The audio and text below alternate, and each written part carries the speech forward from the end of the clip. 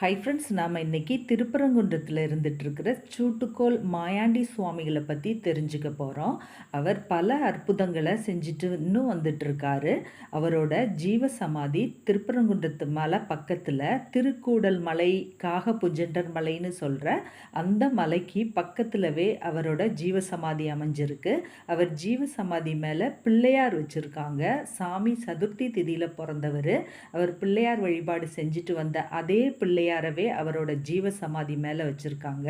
பல அற்புதங்களை அவர் செஞ்சுட்டு வந்துட்டுருக்காரு. சூட்டுக்கோள் கையில் எப்பவும் வச்சுருப்பார். நல்ல எண்ணத்தோடு வர்றவங்களுக்கு அந்த சூட்டுக்கோளால் ஆசீர்வாதம் பண்ணுவார். மனசில் ஏதாவது தவறான எண்ணம், கெட்ட எண்ணம் இருக்கிறவங்களுக்கு அந்த சூட்டுக்கோளை வச்சு எச்சரிக்கை பண்ணி அனுப்புவார். இனிமேல் இந்த மாதிரி தவறான எண்ணத்தோடு இருக்கக்கூடாது, எப்போவுமே நல்ல எண்ணத்தோடு இருக்கணுன்ற மாதிரி பக்தர்களுக்கு அவர் நல்லது சொல்லி அனுப்புவார். பக்தர்கள் கஷ்டத்தோடு வந்து அவர்கள்ட்ட முறையிடுறப்ப அந்த கஷ்டத்தை உடனே தீர்த்து அவங்களுக்கு பல அற்புதங்களை செஞ்சுட்டு இன்னும் அந்த ஜீவ சமாதியிலிருந்து நல்ல ஒரு அற்புதங்களும் நல்ல ஒரு வைப்ரேஷனும் அங்கே போயிட்டு வந்துட்டுருக்கிறவங்கெல்லாம் கிடைக்குதுன்னு சொல்லி சொல்கிறாங்க. அந்த அளவுக்கு சாமி அற்புதம் செஞ்சிட்ருக்காரு. அவர் ஜீவ சமாதியில் போய் வழிபட்டுட்டு வர்றவங்களுக்கு ஆரோக்கியம் கிடைக்குது, மன நிம்மதி கிடைக்குதுன்னு சொல்லி சொல்கிறாங்க. இருளப்ப கோனார்ன்ற ஒரு பக்தர் வந்து அவருக்கு ஜோதிடர் ஆயுள் கம்மின்னு சொல்லிட்டாரு. அந்த மாதிரி சொன்ன உடனே அவர் என்ன பண்ணுறதுன்னு தெரியாமல் தவிச்சிட்டு இருந்தப்ப ஒருத்தங்க சாமியோட ஆசீர்வாதம் கிடைச்சிதுன்னா கண்டிப்பாக நீங்கள் வந்து நல்ல ஆரோக்கியமாக இருப்பீங்கன்னு சொல்லிட்டு இருந்திருக்காரு. சாமி வாழ்ந்துட்டு இருந்த காலத்தில் இது நடந்தது. அவர் வந்து இருளப்ப சாமிகிட்ட இருளப்ப கோனார் வந்து சாமிகிட்ட ஆசீர்வாதம் வாங்கி அவர் வர்றப்பவே என்ன ஜோதிடர் ஆயுள் கம்மின்னு சொல்லிட்டாரான்னு சொல்லி இருளப்ப கோனாரை பார்த்து சாமி கேட்டார்.